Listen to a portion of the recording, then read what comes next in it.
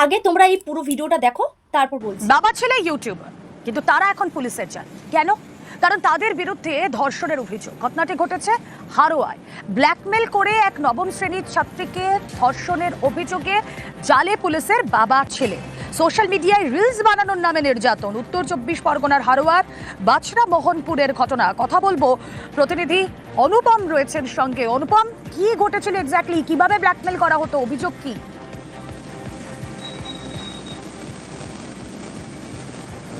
দেখো, এই যে হারোয়া থানার বাছড়া মোহনপুর এলাকা, এখানে অরবিন্দ মণ্ডল নামে এবং অরবিন্দ মণ্ডল এবং তার ছেলে এখানকার নামকরা ইউটিউবার, এবং সে তারই এলাকার একজন নবম শ্রেণীর ছাত্রী নাবালিকা, তাকে নাচের রিলস বানিয়ে ভাইরাল করার প্রলোভন দেখিয়ে তার অশ্লীল ছবি তোলে, এবং সেই অশ্লীল ছবি ভাইরাল করার ভয় দেখিয়ে অরবিন্দ মণ্ডল তাকে ধর্ষণ করে। এবং এই অরবিন্দ মণ্ডলের ধর্ষণের কথা অরবিন্দ মণ্ডলের ছেলে তাকে যখন এই নাবালিকা বলে, তখন সেই অরবিন্দ মণ্ডলের ছেলে বলে যে তোমার চিন্তা করতে হবে না, আমি তোমাকে বিয়ে করবো বলে সিঁদুর পরিয়ে দেয়। এবং সিঁদুর পরানোর পরে তাকেও ঘরের ভেতরে ঢুকিয়ে নিয়ে গিয়ে তাকেও ছেলে আবার ধর্ষণ করে।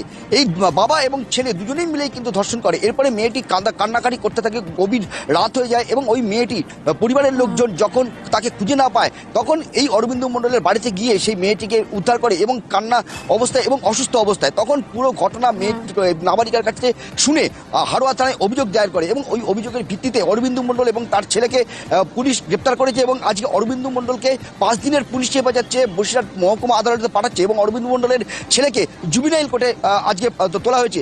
এবং এই পুরো বিষয়টা কিন্তু পুরোপুরি খতিয়ে দেখছে হারোয়া থানার পুলিশ। এবং এই যে 5 দিনের পুলিশ হেফাজত যেটা চেয়েছে, আদালত দেখার যে কতদিনের পুলিশ হেফাজত তাদেরকে দেয়, এবং তারপরে কিন্তু আরও তদন্ত এগিয়ে নিয়ে যাবে হারোয়া থানার পুলিশ, এমনটাই কিন্তু আমরা জানতে পেরেছি।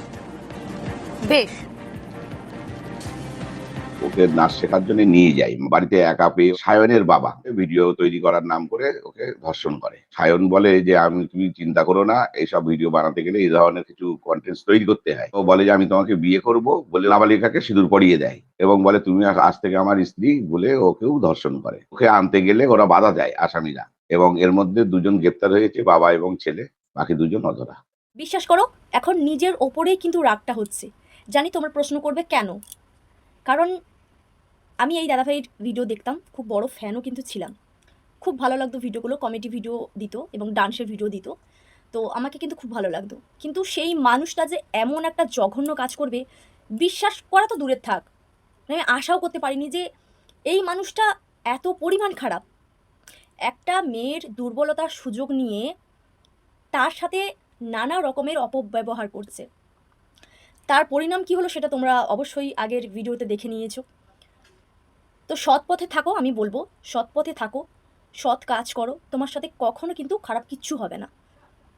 আর অসৎ পথে থাকলে তার পরিণাম যে ভয়ঙ্কর, এই ভিডিওটা দেখে কিন্তু স্পষ্ট বোঝা যাচ্ছে।